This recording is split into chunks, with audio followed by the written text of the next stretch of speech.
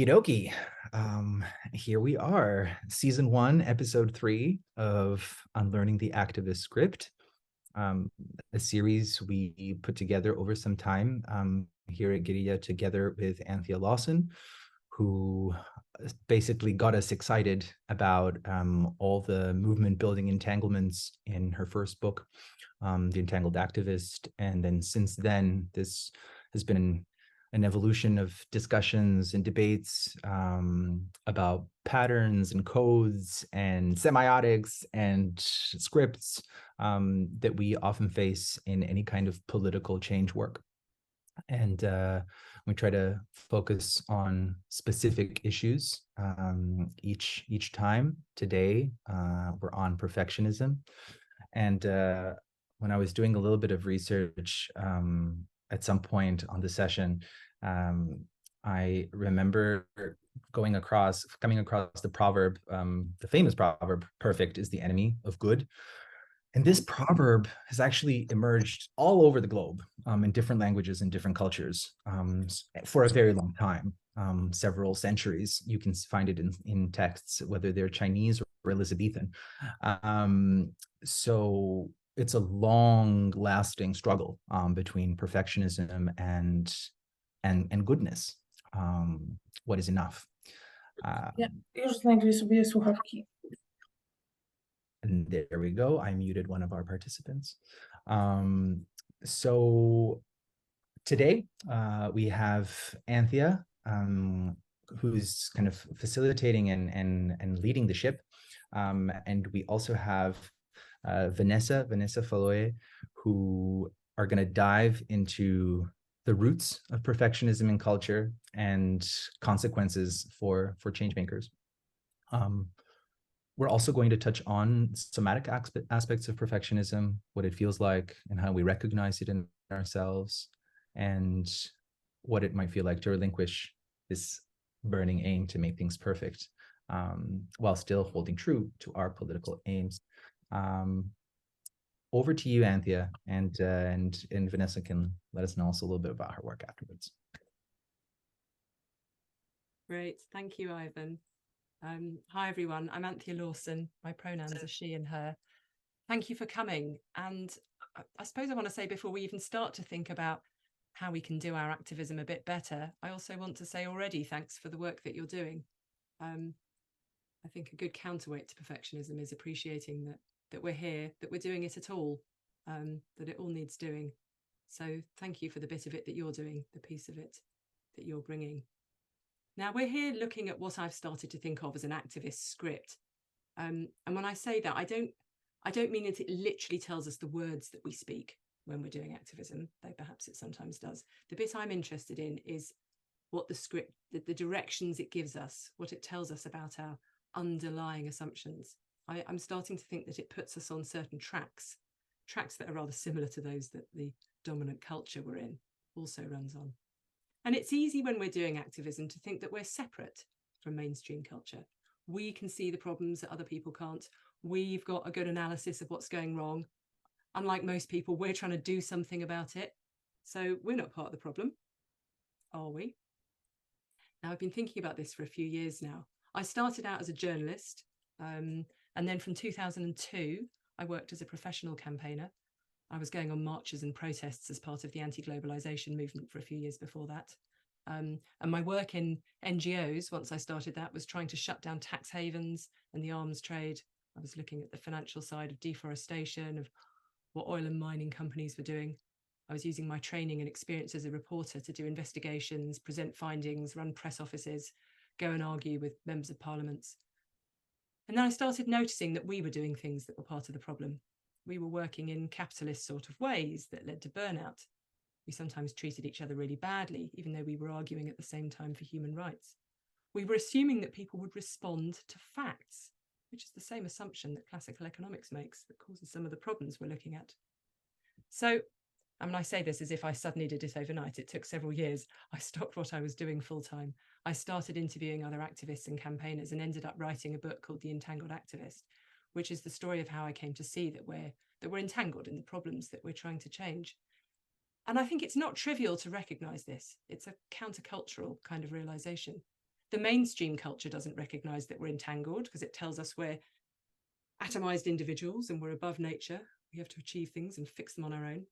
And activist culture doesn't always recognize our entanglement because we like to think ourselves as good, better than everyone else who's not trying to do activism. So the first point is recognizing that we are entangled. But that thinking then led further. And that's where I came to start looking at this idea of an activist script. How can we learn to recognize when we're running these sets of assumptions from the culture we're in? It's almost like operating protocols for those who like their machine metaphors. You know, how can we start to notice it and how can we do it differently?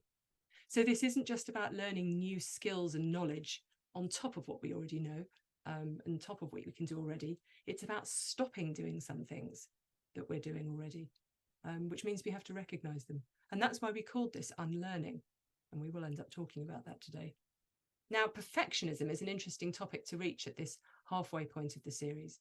We looked in the first session at how knowledge works and how likely we might be to assume that our way of knowing is superior to someone else's because of how we're educated, because of class, because of whiteness or proximity to whiteness, because of gender. We looked at how we might get attached to being certain and how that feels a certain way in our bodies and how we might transform that. Then in last week's session, we looked at urgency, how the tasks out there are urgent. And yet, if we go at it urgently in a sort of activated nervous system state of fight or flight, we're cutting ourselves off from good listening, from good thinking, from good strategy, and we risk breaking our connections with others. And that set us up nicely, I think, for this conversation today, because perfectionism can have some similar effects in terms of breaking with others. So with urgency, the risk is that we might say, oh, it's too urgent to include that issue. Oh, we're talking about climate here. We haven't got time for these other matters that might be to do with justice. But with perfectionism, we might say, for example, oh, those people over there are really messing it up because they're not making what we think are the right statements of solidarity. And as we'll see, we can end up applying perfectionist standards even to our attempts to unlearn some of the other instructions on the activist script. This is what we're going to be exploring.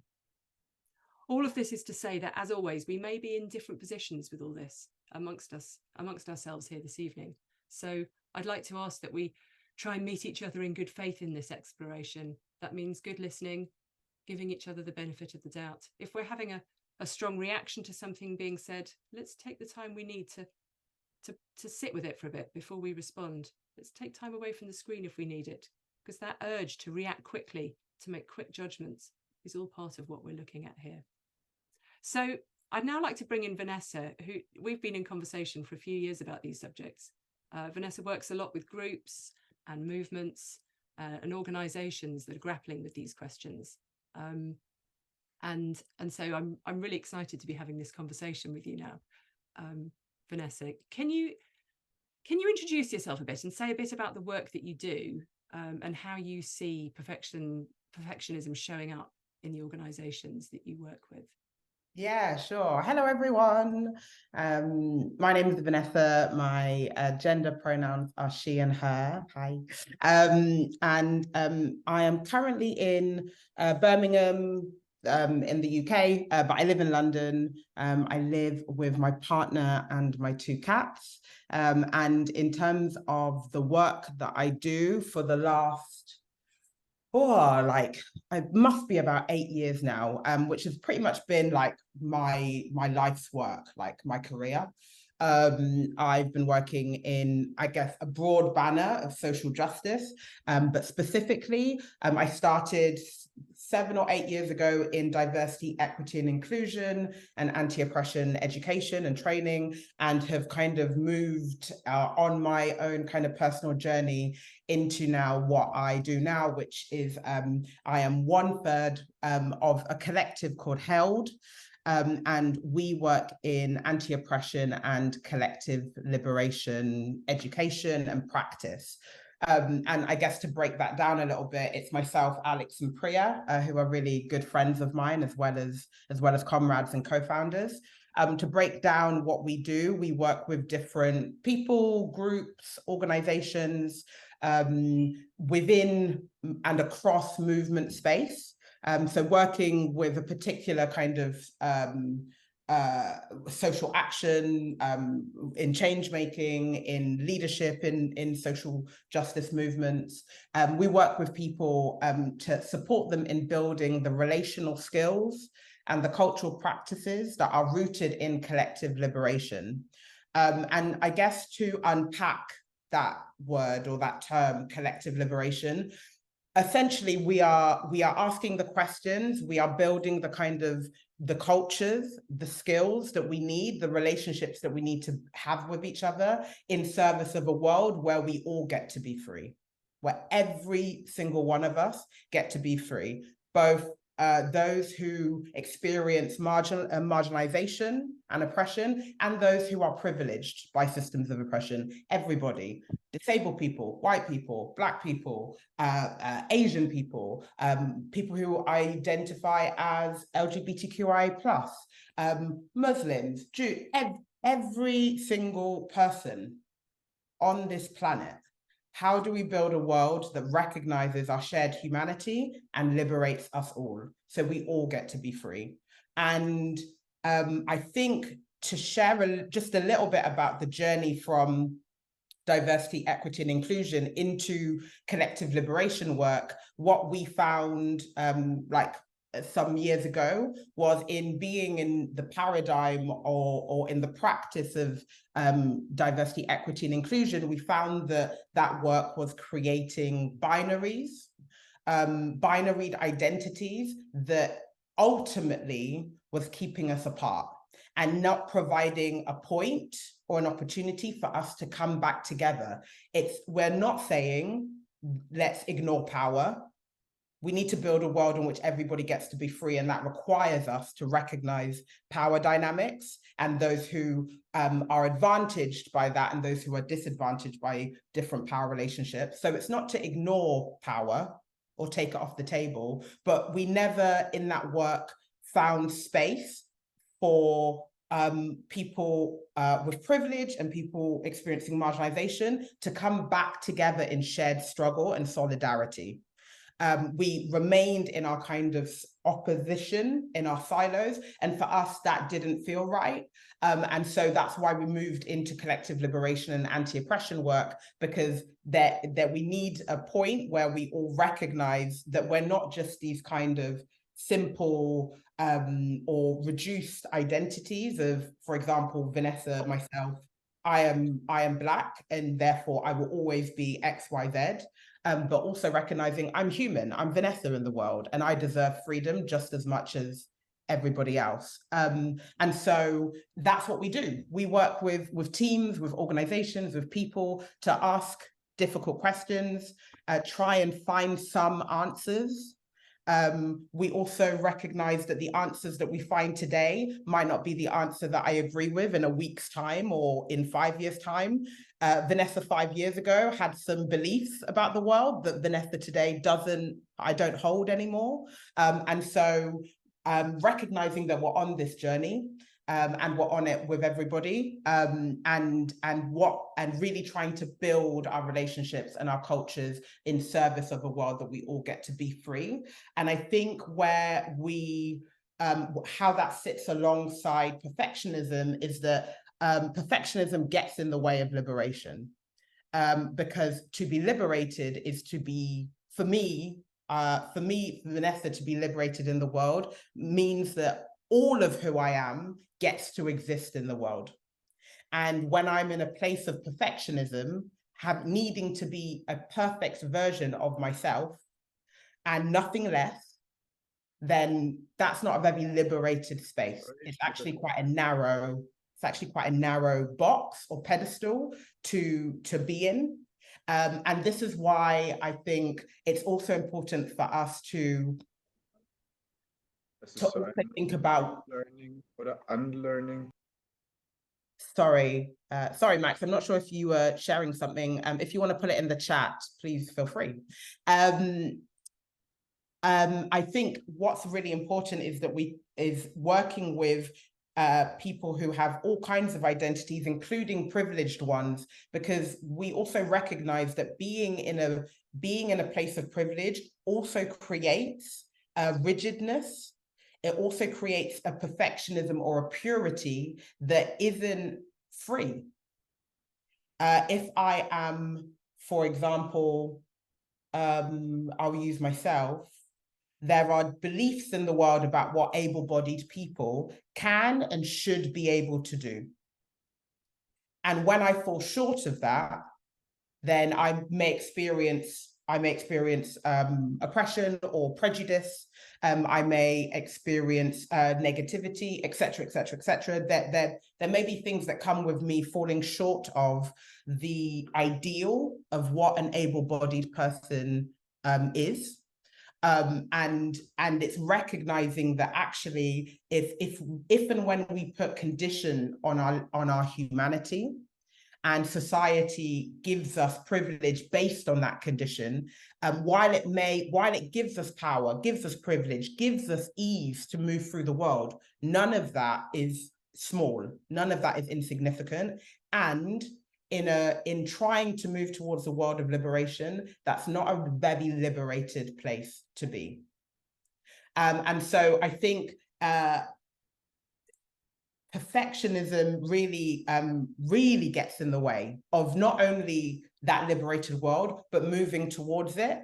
And we experience, myself, Alex, and Priya, we see perfectionism showing up in working alongside people all the time, particularly in a personal sense. A lot of activists, change makers, leaders of organizations, human beings, we have these beliefs about how we should be. And the word should, I almost want to just get rid of altogether. It comes with so much baggage, so much subtext. I should be doing this amount. Why aren't I doing that? I should be this, I should be that. And it's all constructing this perfect version of who we think we should be, that really gets in the way of responsibility. Like, I am responsible. It gets in the way of creativity. And it gets in the way of freedom to be. And so, yeah, there's definitely different scales of perfectionism that we see. And I, particularly working with grassroots organizations and activists, see how it creates conflict, it creates polarization, it creates fracture, right? It creates breaking, it creates grief and trauma and pain, it creates heaviness. It creates immobility. We can't move, right? I don't know how many people have experienced in the last, is it 4 weeks, with Israel, Palestine, like, what do I post? What wording should I use? Should it be this? Should it be that? What if people come and say that because I've said this, that it means I'm saying that? Like, I'm not going to speak for people in this room. I'm curious if you've experienced any version of that, but I know that I had my moment of like, what is the right thing to say here? Which can get in the way of, what do I actually have? What do I actually have to say? Rather than, what is the scripted, like, perfect script that I should say? So at a personal level, I see perfectionism showing up. At an organizational level, oh my God, it shows up a lot of organizational conflict, a lot of contempt and finger pointing, particularly for leaders of organizations.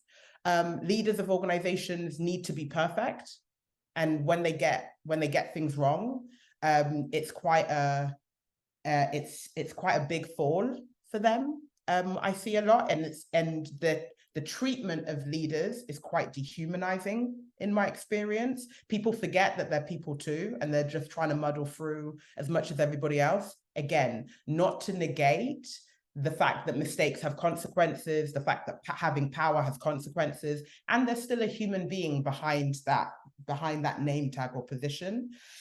So a lot of movement conflict. I know this isn't a secret to anybody in this room. about how much conflict social justice movements are having to contend with. And a lot of that is rooted in perfectionism of you should be this way. And as soon as you fall short of that, the accusations come, right? I've been hurt, I've been harmed, this is abuse, etc., etc. And again, it's not to reduce that or to trivialize it, but it's important to recognize the culture that we're swimming in. And with things like social media, instant gratification, urgency, etc., the bar of what is enough, what is good enough, is incredibly high and completely unsustainable. Yeah, what an intro to the topic. Thank you. My pleasure. I wrote down several things you said there, like it's putting a condition on our humanity. Like, wow, that's a really, that's that's really sort of quite a, it's funny, I've been looking at this topic for ages, and then you put it in those words, it's like, whoa, something sank a bit deeper about what a profoundly constricting thing it is we're doing. I think what felt like a real sort of breakthrough for me, right, so my name is Anthea, I'm a perfectionist, here we are, was to realize the link between my perfectionism as applied to myself and my judgment of others. Because that stuff can be caught in, it can be obscured, it becomes shadow, you like in sort of psychoanalytic terms, you know, the shadow being the stuff that about ourselves that we have not incorporated into our view of self, and so it's, you know, it really is unconscious to us, and so it's very, very easy to see as problematic out there in someone else, you know, and often of course this is on our own side, the stuff that we are doing to ourselves. And that link is so strong. You used the word pedestal when we were having a chat about this the other week, almost like the higher we sort of like feel like we've got to sort of put ourselves up on the pedestal, it goes both ways, you know, like the more we're going to judge others, the further we've got to fall, the more we're judging them, the more we're actually exposing ourselves to that feeling of, oh God, I got that wrong, what if I get that wrong, you know, which can be, yeah, it can be immobilizing. I liked your use the word of immobility, because it refers, I think, both to what can happen in organizations, in movements, in groupings of people where people get kind of stuck, but also it's a good way of describing, I think, that thing that can happen in the self that can be procrastination. I think somebody said, I think I saw that in the chat early on when people were introducing themselves. I think somebody said that word, because we can, like, I know this is a writer as well as an activist, like this is where the bogey of writer's block comes from, because we get kind of, well, like everything you try and write becomes, well, that's not good enough, and you get to a point where you can't move. So yeah, seeing that link feels like a really important part of this. Yeah, for sure. There's a quote, I don't know, I can't remember / don't know who said it, and I move with it, and use it as a way to remind myself not only of what I'm getting up to, but also when I'm on the sharp end of someone else's own perfectionist beliefs. I remind myself of this quote, which is, the prison that you build for yourself is the prison that you build for others. Or actually the reverse, the prison that you build for others is the prison that you build for yourself.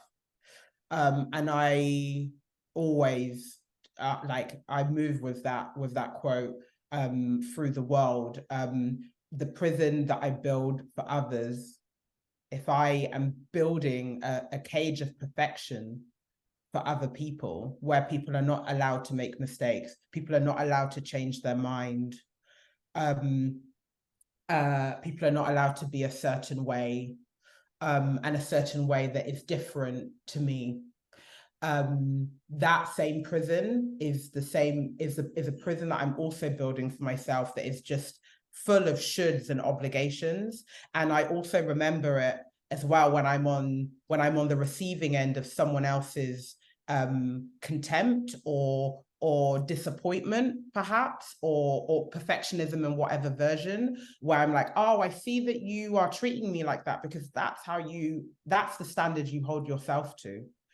And for me, where I've gotten to is remembering I didn't sign up for that standard. And so like I can be with their disappointment when I fall short of you're saying it's helpful in dealing with other people's finding us wanting which we have no control over, of course. Exactly.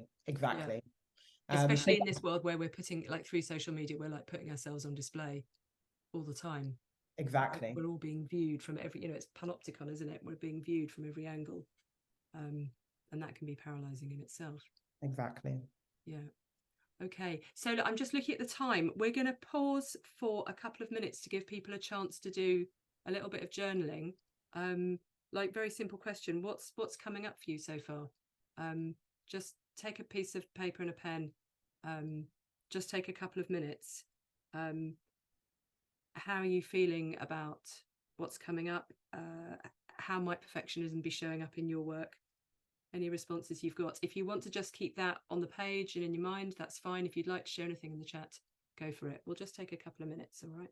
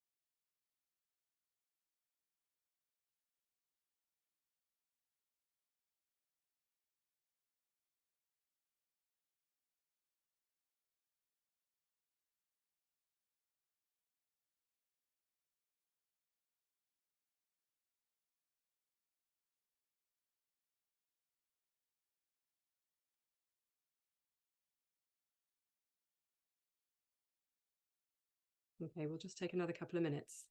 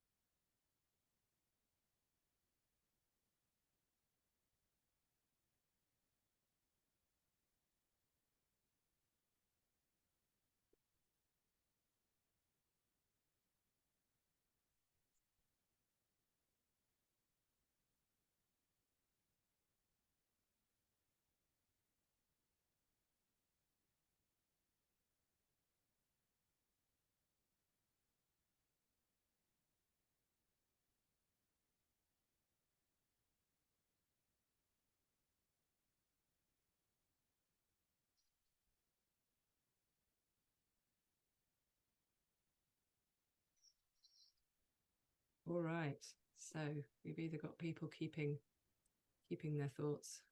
We've got some more coming. Or we've got some perfectionists, which would be very understandable given what we're talking about.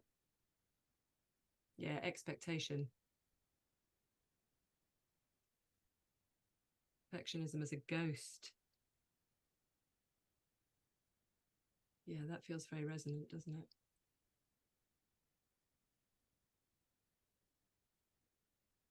So I was wondering, Vanessa, if we can talk a bit about purity culture, and what's going on there.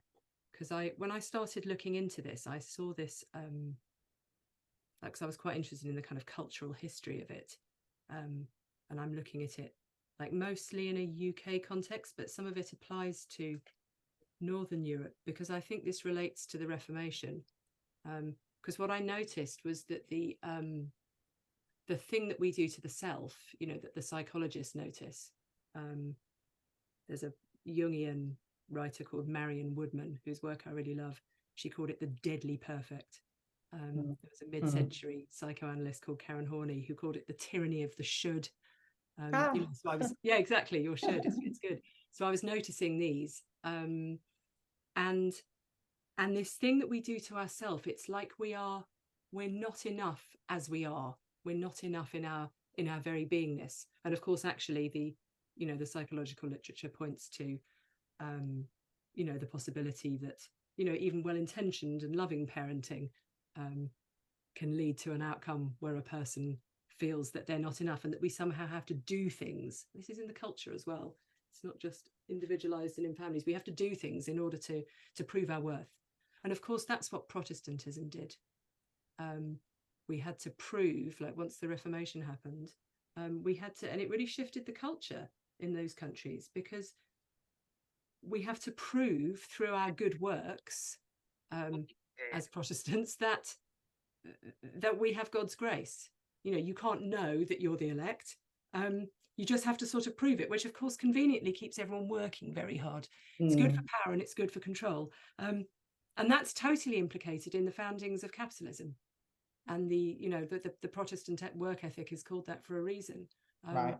So it's all in that. So that kind of that sort of purity thing. And I was reading a novel last year. It's A.K. Blakemore, wonderful young British novelist, and she wrote a book called The Manningtree Witches, which is based on a transcript of a real witch trial, one of the witch trials in the 17th century, you know, when England was going through this upheaval following the Reformation, and that switch. And the language, but it wasn't just the language, it was the tone of the way these characters were talking to each other, the tone of the witchfinder, the tone of the people in the community who fell in with it. And then while I was reading this novel, I would switch to my phone and there are all these endless WhatsApp groups I'm on of climate activists and whatnot. And I'd hear the same tone, like the register of it, something in the tone felt the same. I was really struck by it. Yeah, purity. The way I kind of conceptualize and also experience purity in relation to perfectionism is in a very identity-based kind of, I guess, entry point. A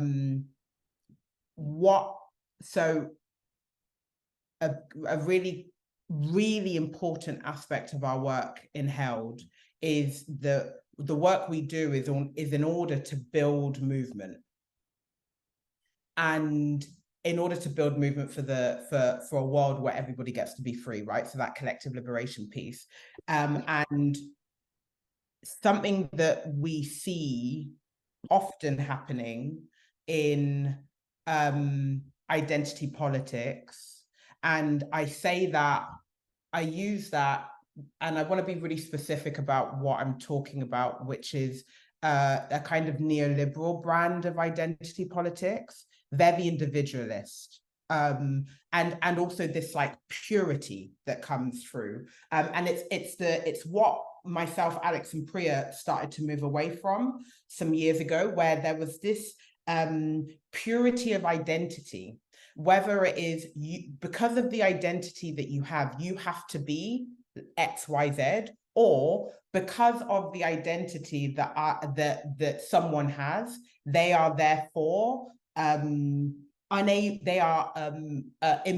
to mistakes. They are immune to messing up. They are immune to having a wrong opinion. They are immune to capitalism. And so there's this kind of like purity that has seeped into identity politics of like that creates these binaries of you're either this or that, and when you're in that box, you're only that. And so this reductionism, this reduction of humanity happens, of like this essentializing you, like, and it honestly, it's funny to me in a way. It's actually not funny at all, but it's so ironic that if we think about racism and racist pseudoscience that says you can know everything about someone because of the color of their skin. And then how we've kind of gone back full circle. We've like fallen straight back into that belief of, because I am a Black woman in this world, people will fall over to hear my opinion or my thoughts or my wisdom and hold me as incapable of making a mistake because I have an intersectional identity. So people are unwilling to challenge me and say, actually, Vanessa, that's bullshit, because of the way in which we now navigate identity politics, and also something else that also comes in when I think about movement building. Coming back to kind of my original point about movement building, is that the safe spaces that we are wanting to be part of, particularly for people who have experienced risk, danger, precarity, real life threat. So I'm not saying it's an unreasonable or illegitimate response, but it's important again to name the culture that we're in, which is that safe spaces become these places of purity, of I only want people who are very similar or the same as me in terms of the identities that I hold.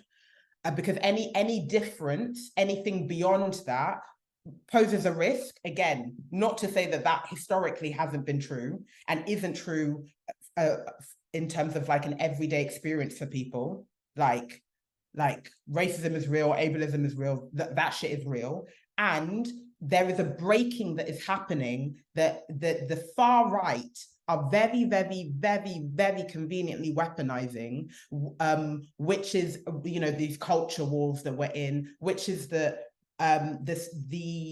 safe space or the bonds that we create are more and more and more increasingly with people who are more and more like us, and anything beyond that we don't want to relate to. And there's a puritanism in that gets my attention, and that I think we need to be really, really careful of. And I think we are seeing, I would say in the UK, at least, we have a very visible example or examples in our government of the limitations of things like a purity-based identity politic. We're seeing the limitation of that.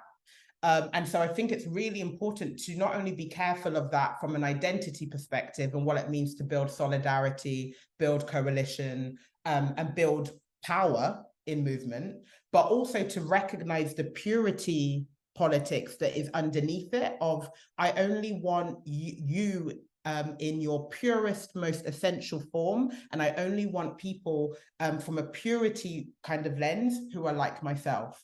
And that's something that I see time and again in movement space, and our work at Held is trying to build bridges across difference, trying to build solidarity across difference, and therefore across imperfection as well. The final thing I'll say really briefly that I know, Anthea, we've had a chat about that's been quite interesting about purity is the concept of unlearning.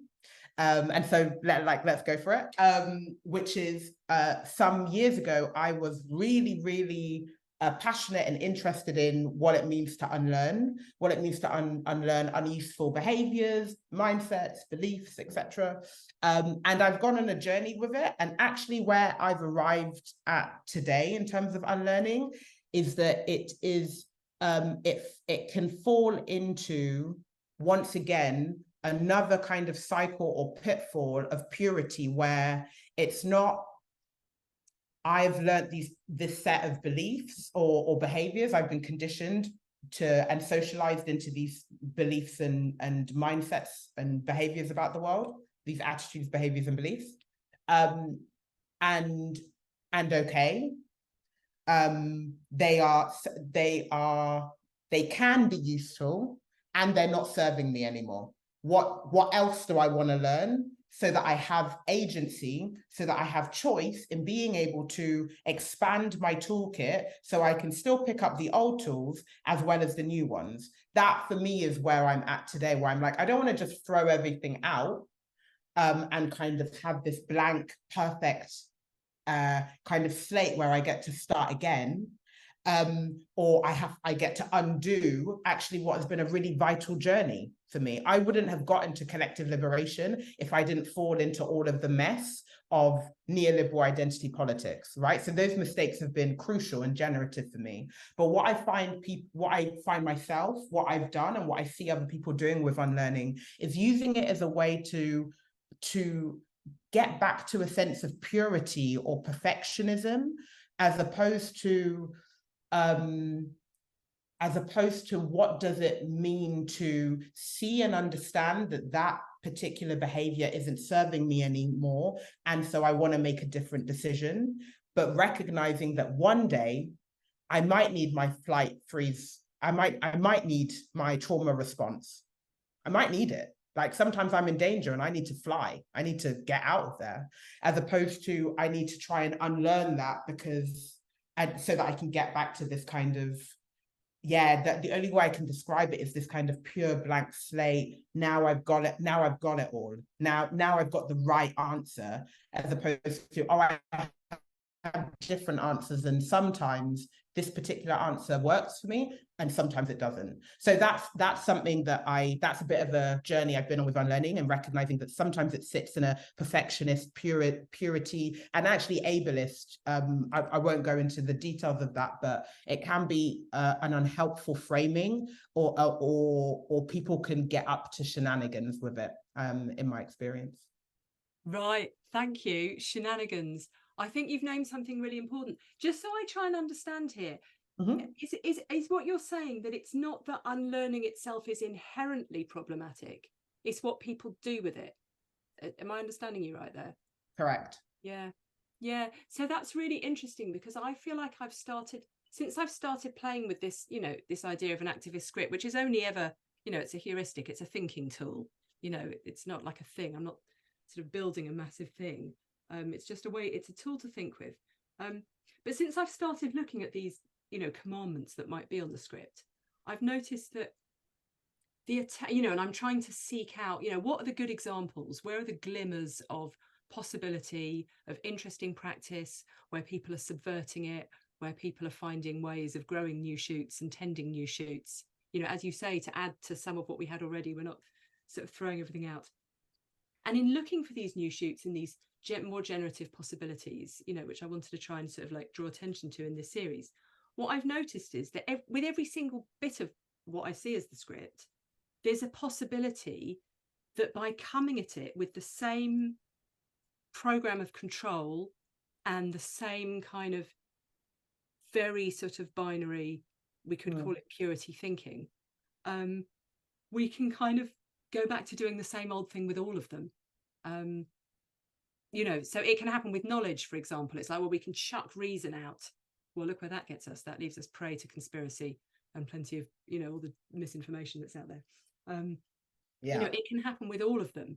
I almost think of it like there's a kind of, if activism 1.0, sorry, forgive my terrible metaphors here, is kind of activism as usual, according to the script, then okay, fine, people are trying to sort of run some kind of activism 2.0, but even that is prey to the same stuff, because guess what, we're human, and we have these tendencies, right?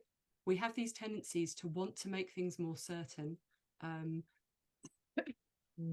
we have these tendencies. Now, how much of that is human?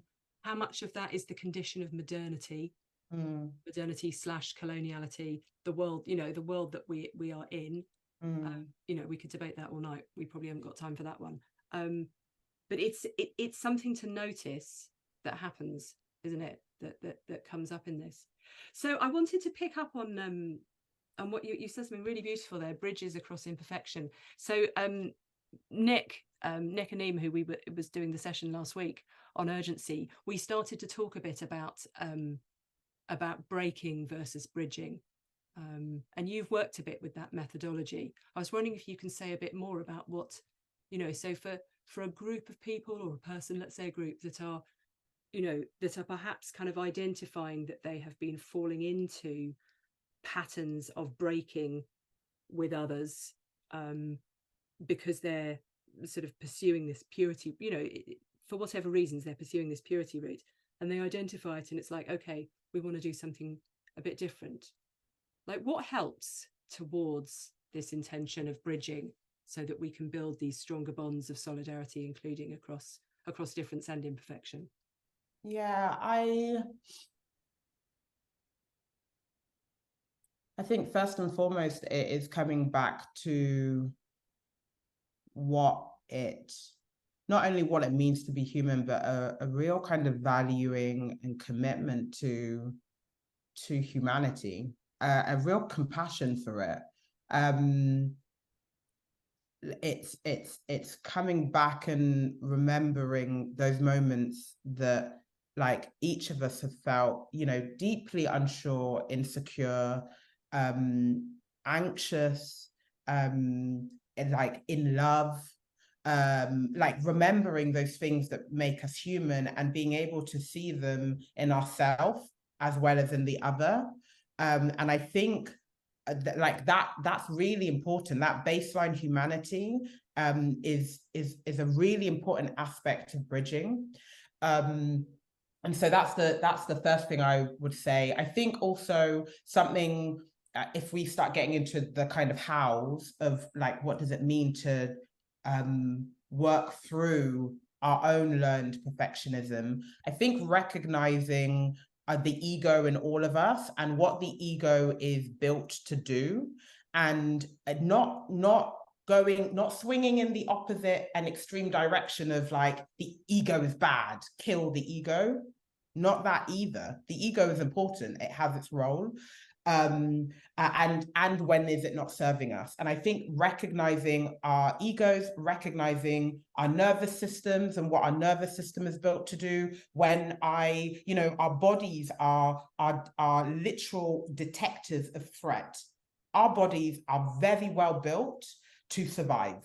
And that means like looking out for danger. And so when I see someone's facial expression of disappointment or of like, what are you saying, Vanessa?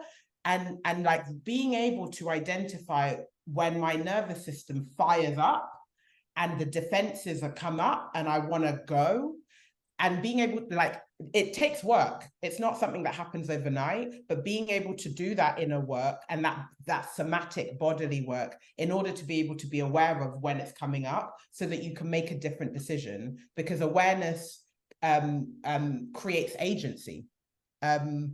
Awareness creates autonomy. When I'm aware, I can decide. And so like those at a very personal, individual level, I think is really important.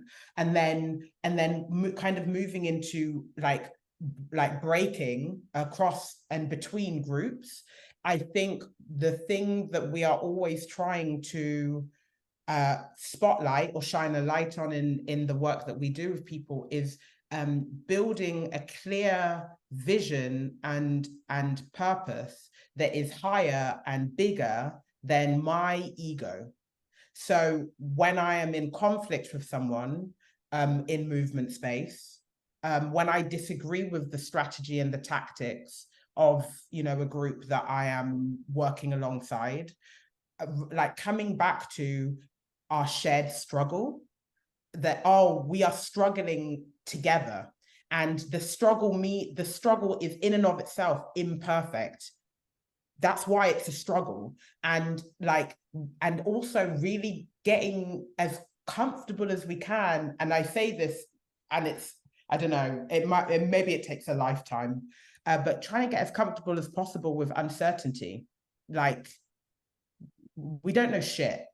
Like, we don't know anything. There is nothing that we know 100% inside out. I still marvel at the fact that the world exists. I'm like, what are we all doing here? How did we get here? Like, nobody knows until maybe one day Maybe one day we know, and there's like it's hilarious to me. I don't even know if we ever find out, but we're here in this random reality and we're all like moving through it. Nobody knows why we're here. And so we're all struggling through it. And I think in terms of breaking, it's remembering the vision of like, this is the vision of our movement, and you are doing it your way. And I get to do it my way too, as you get to do yours. And I know that it's not as simple as that. I know that sometimes that it feels like those are in conflict, or that they clash, or that person is being a real asshole. Like I'm not undermining that. It's coming back to my ego isn't the most important thing here. And if I let my ego get in the way, which I've seen happen 1,000,001 times, like it could destroy our movement. It could destroy the strength of what we're here to do in our solidarity. And that division is being exploited, it's being weaponized, it's being used against us. And in some places it's winning. It's winning. Like Milei was elected a far-right president of Argentina yesterday. Yeah. So we need to think bigger and be in the possibility of what difference can bring, and remember that as a human race, difference and diversity is actually what allows us to survive.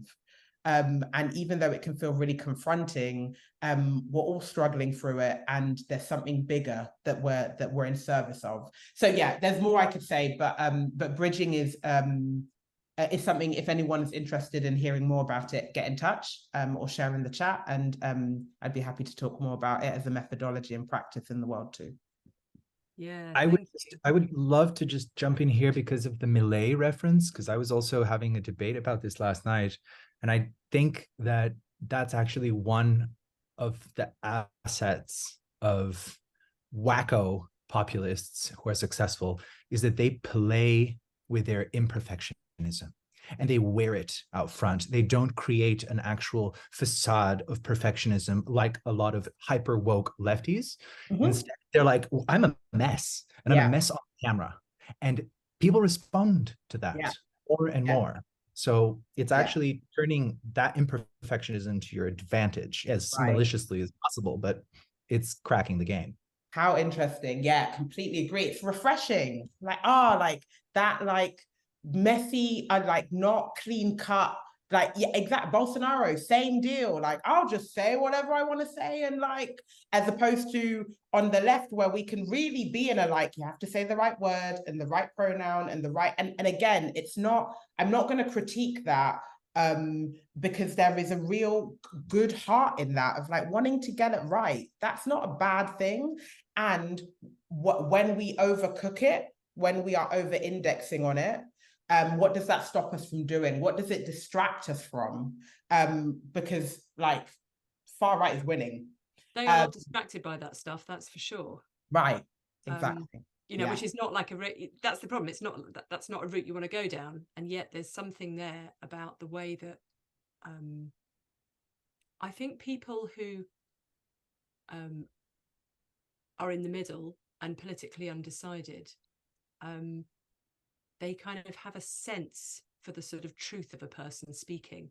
And I think they hear the constriction sometimes. Exactly. And then they're like, I don't want that pedestal. And it can be quite instinctive. Yeah, for real. Like balancing on that pedestal is tough. Yeah. So look, there's a lot to talk about here, and I've seen there's some interesting comments I want to pick up on. Somebody said something interesting about white supremacy culture that you and I have had several discussions about before that I'd love to pick up on. But we've got an exercise that we'd love for people to do just for a couple of minutes. We're going to do another. And do you want to start, Vanessa, and then I'll are you all right with coffee, or do you want me to? No, I'm good. So this is an exercise that that we ask that you do within what feels comfortable, and also I guess being aware of what you want to and can manage in this moment, recognizing we're in a session on Zoom, it's 90 minutes, so you don't need to go super deep or escalate in this.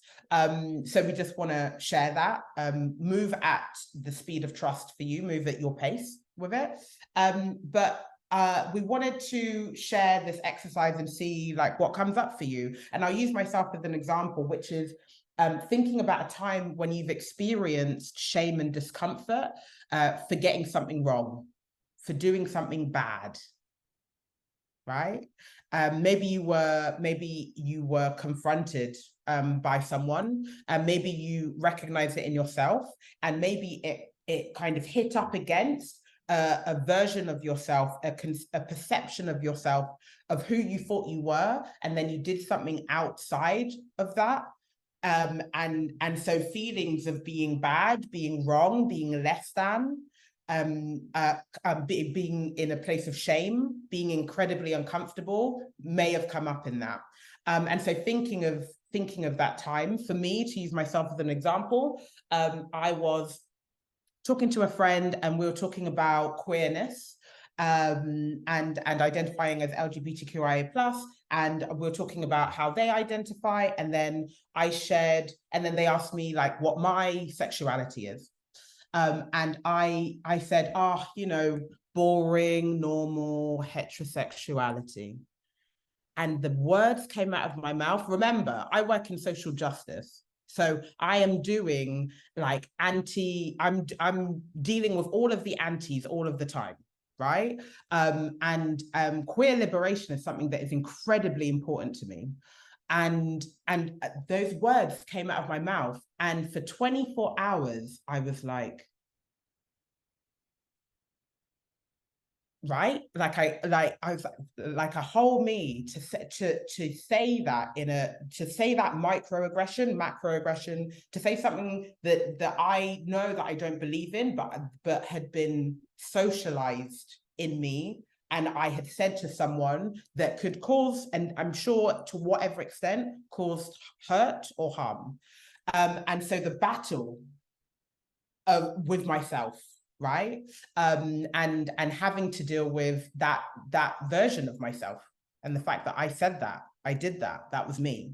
And being in a place of shame, and then making a decision about what if I wanted to stay there or not. So I share that example from a place of not being perfect.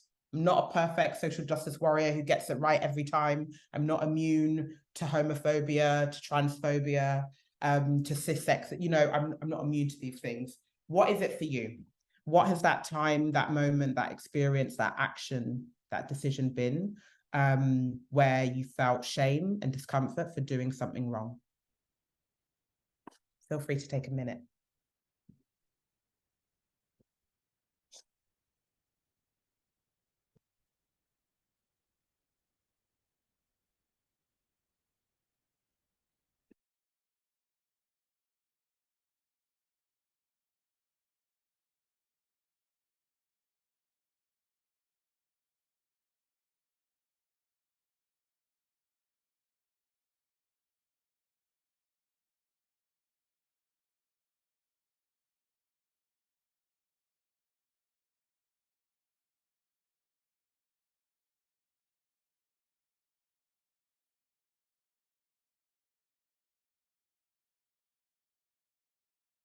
And hopefully by now you have identified what that thing is. Go back into that moment where you're like, ugh, cringe, or deep shame and regret, and like self-flagellation, which means beating yourself up.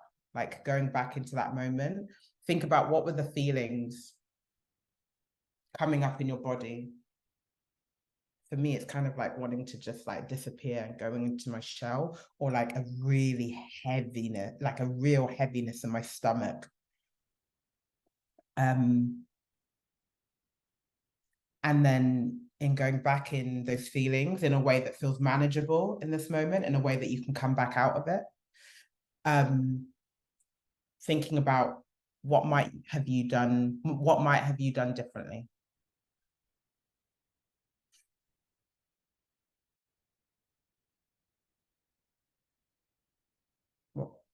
What would you have liked to have done differently or do differently?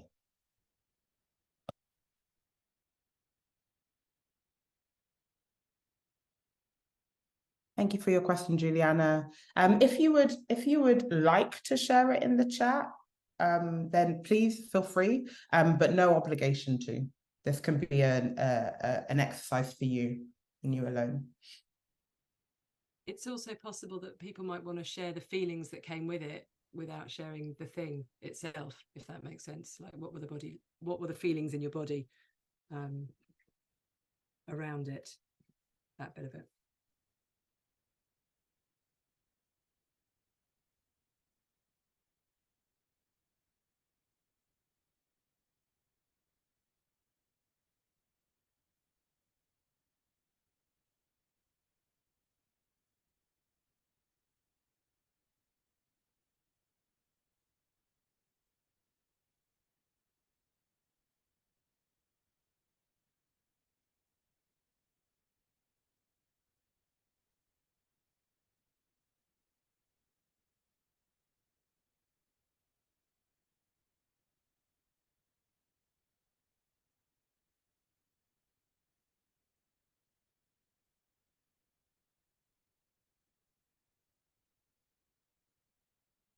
Thank you for sharing, people. Yeah, tightness, a lot of tightness. It's that constriction, right? Going round in circles, that seems to be a common theme over and over again, replaying over and over. Yeah. Shall I take us on to the next bit? Yeah, cool. Thank you. Yes, So please. I'm going to offer a brief little, what is it? Is it a meditation? It's a little something to take us out of those feelings, or move away from them, to counter those feelings of, oh, I didn't get it right, I didn't do enough. And I just want to be clear, this isn't the, as Vanessa was saying, this isn't the kind of the self-settling of privilege or numbness, the numbness that can go with privilege, that involves ignoring what happened. You know, maybe in this situation we do need to rock up and apologize. We may need to do it differently next time. This is about how we're relating to it in ourselves. So sit back, if you're sitting, supported by the chair or whatever you're sitting on, feet flat, supported by the floor. Take a couple of deep breaths. And put your hand on your heart, if you can feel its beat. As your body softens, recognize what you're already doing to further the causes you believe in. I give time and energy to prepare for my work. I offer what I can to those I meet. I continually educate myself. I bring compassion and care, protectiveness and respect. I bring a desire to share equally, my righteous anger at injustice, and I do what I can. I'm part of the wave. No one of us is the whole sea. Is there anything else that you'd want to hear in order to integrate what happened, but without beating yourself up? What, for example, might you say to a friend who shared a similar situation with you? Just catch any other thoughts that are coming up.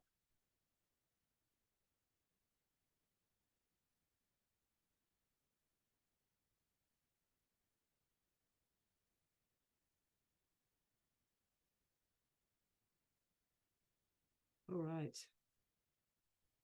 Okay, so you can take that off with you after this session, and think further about it, about identifying those feelings of constriction and what it might take to soften them.